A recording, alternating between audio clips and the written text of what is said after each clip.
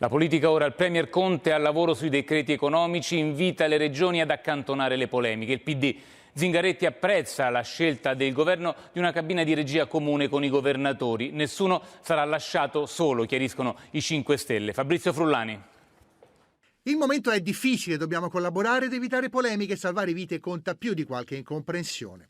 Così il Presidente del Consiglio durante l'incontro di ieri sera con i governatori delle regioni, 3 ore per fare il punto sull'emergenza e coordinare le risposte sul territorio dopo la polemica Fontana-Governo.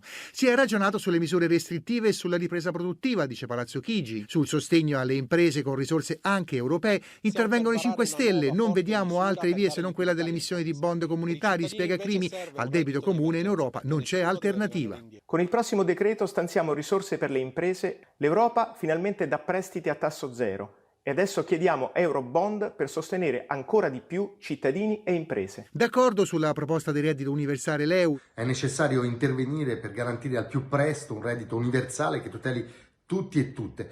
Per farlo, oltre alla mobilitazione dell'Europa, servono anche scelte coraggiose nel nostro Paese. Italia Viva insiste sulle riaperture graduali delle imprese. Un eccesso ipotizzare il 16 maggio, dice Renzi. Chi può riaprire le aziende rispettando la sicurezza deve farlo. E alla ripresa produttiva guarda il PD con Zingaretti. Stiamo lavorando sui decreti di aprile, dice il leader Dem. Nessuno sarà lasciato indietro. Sostegno all'economia, alle attività produttive, perché l'Italia si rimetta presto in piedi e si riapra una fase che sarà molto dura ma che si può affrontare per creare lavoro e difendere il nostro sistema produttivo.